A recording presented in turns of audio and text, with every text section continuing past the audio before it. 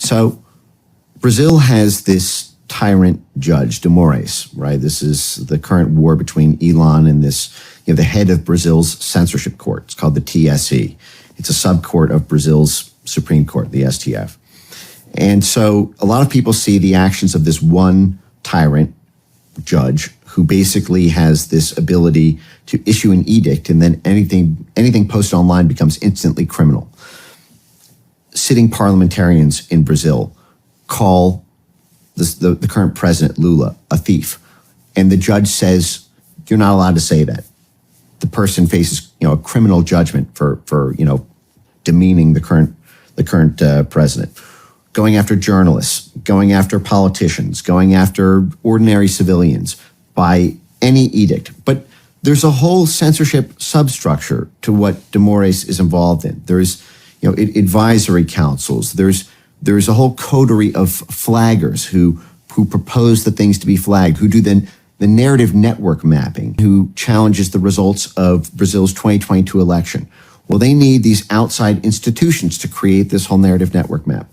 These are U.S. funded and U.S. backed channel institutions who provide the entire substructure. It's a Brazilian spider, but the spider web was laid by the U.S. State Department, USAID, the National Endowment for Democracy. I can go through all their roles. And the fangs of it are star-spangled spangs. This is the U.S. the U.S. State Department trying to take out its political opposition in Brazil. They went to war with Bolsonaro. They called him Trump of the tropics. They're waging the same campaign against Bolsonaro that they did through their own intermediaries to take out Trump during his term, to censor him on the internet there, and that they're using to censor Trump today through their work with the EU. They're just doing that in Brazil to stop Bolsonaro. That there became this flip. The CIA, the State Department, they still oppose left-wing socialism, communism, but the biggest threat that they see is right-wing populism, neoliberalism. And so this is why they went after Bolsonaro and tried to stop him from winning in 2018. Bolsonaro supporters were censored on Twitter, Facebook, YouTube, all the major platforms between 2017 and 2018. So they started to take to end-to-end encrypted chats in order to circumvent that censorship. So that's WhatsApp and Telegram are the main players there. And also, for folks who are familiar with this alternative, they had nowhere to go because they were censored because of all this government pressure on them in Brazil. But they took to WhatsApp and Telegram. These institutions pump millions of dollars in the US, into Brazilian institutions. So they pump the money into Brazilian university centers who do thought leadership on countering disinformation, into legal scholars in Brazil who formulate policy and help develop the legislative anti-misinformation laws or anti-fake news laws, who serve on the advisory councils, who essentially help make this consensus decision about who should be censored by the Brazilian TSE. And even many of the partnered flaggers to actually target who should be censored in Brazil are U.S. State Department and USAID funded democracy funded institutions like the Atlantic Council, for example, which actually serves as one of the trusted flaggers of the Brazilian TSE court. De Moraes, his court has about 70 of these trusted flaggers in his program. And one of them is the Atlantic Council. The Atlantic Council has 7 CIA directors on its board. It receives annual funding every year from the Army, the Navy, the Air Force, and the Marines. Annual funding from the National Endowment for Democracy, which is a CIA cutout. It receives millions of dollars from U.S. taxpayers. It was also partnered with Burisma, by the way, this NATO think tank. It has 7 CIA directors on its board, and lo and behold, it is serving as the deputy arm of de Moraes in Brazil, even creating network maps of who to be censored. But if folks recall, just ahead of the 2022 election, where Bolsonaro lost in a razor-close nail-biter election, very similar to our own in the 2020 cycle, all three wings of the blob, the State Department, the CIA, and the Pentagon, all went down to Brazil to intermediate that election. the State Department pulled strings to Taiwan Semiconductor to stop giving semiconductor supplies, stop prioritizing the United States, and give those supplies to Brazil so that essentially Brazilian election officials could use 3 to 4 times more voting machines than they'd ever used. Bolsonaro said, I don't trust these voting machines. The State Department had just spent U.S. taxpayer dollars and deprioritized our access to semiconductors during a semiconductor crisis shortfall to give it to a foreign country so that they could have electronic voting machines for their election.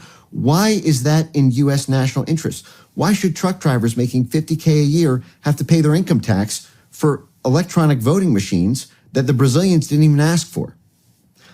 Then Bill Burns, the CIA director, went down and personally threatened Bolsonaro not to, quote, cast doubt on the electronic voting machines that the State Department had just rammed down their throat. And then Lloyd Austin, the head of the Pentagon, went down to Brazil to talk to the Brazilian military to say, if there's a disputed election result, don't you dare side with Bolsonaro, because there'll be military repercussions. Much of your Brazilian military supplies and infrastructure and training comes from the U.S. So That was just at the technical level of the election. What I'm describing is all the censorship that went into that and that happened in the aftermath as part of this transitional justice campaign to stop Bolsonaro's reemergence. Who is the head of all of this? Where's this all coming from? Again, this is all intermediate through the interagency. There's a formal government program. It's called the Consortium for Elections and Political Process Strengthening.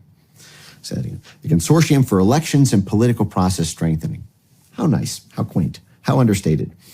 And this has been a U.S. government State Department program, which is co-funded and largely funded by USAID, in order to help foreign countries develop more robust election infrastructure, and to make sure their own internal political systems are strengthened democratically, which effectively means to make sure they're more of a vassal of the U.S. State Department, so that anything that happens in that country's internal politics do not undermine the State Department's vision for the development of that region. You have to have robust counter-disinformation, counter-misinformation measures in your country in order to be in line with best practices for democracy. And so CEPS has this sprawling Brazil program, which coordinates with the National Endowment for Democracy. You can bet if Bolsonaro had banned Twitter 1.0 because too many Lula supporters were using Twitter, how fast Brazil would have been kicked off the dollar. How fast international sanctions, blockades to their trade supplies, trade embargoes, private sector retrenchment of investments, the whole litany of our Department of Dirty Tricks toolkit would have been crammed down Bolsonaro so fast if he had done that. But that's because they wanted him to lose. They wanted Lula to win. It's as simple as that. What's happening in Brazil has really much less to do with free speech as it has to do with the State Department and the blob's designs for who needs to win that election. And they also need to do it cheaply. It's very expensive to constantly manage each new election. And so they have this policy of transitional justice and stabilization so that after the State Department overthrows a country or runs tens of millions of dollars to a political opposition and they barely win an election, we have this new policy of transitional justice where we arrest all the opposition leaders. Bolsonaro right now is under countless indictments, just as Trump is here. And they censor all of the forces around that, so they prevent the mobilization and the coordination of that party's resurgence. They can't get their messaging out. Their media is all banned. And so that way, it's cheap to manage. You might need to spend $50 million, $100 million to rig it in 2018, but in 2020, because after the stabilization process plays out, you might only need $10 million because they're polling so low because all their media is banned and all their politicians are arrested. This is a very nasty playbook.